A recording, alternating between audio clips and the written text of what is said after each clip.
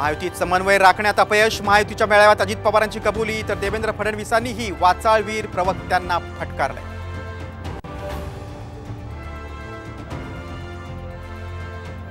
विधानसभा निवडणुकीसाठी काँग्रेस ॲक्शन मोडवर, सर्व 288 मतदारसंघातून मागवले इच्छुक उमेदवारांचे अर्ज।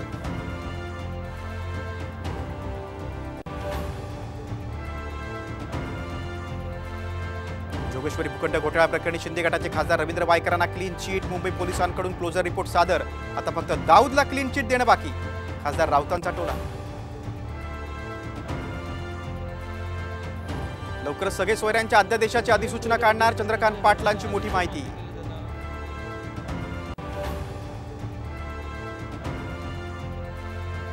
तेरा जुलैपर्यंत आरक्षण न मिळाल्यास मुंबईत धडकणार, जरांगेंचा सरकारला इशारा, तर भुजबळांचा रॅली उधळण्याचा डाव, जरांगेंचा पुन्हा भुजबळांवर घणाघात।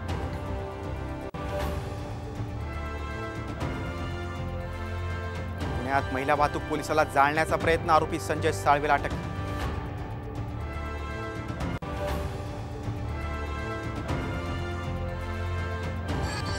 सोमेश्वर नगरात संत सोपान काकांच्या पालखीचं पहिलं रिंगण, तर माऊलींच्या पादुकांचं नीरा नदीत शाही स्नान।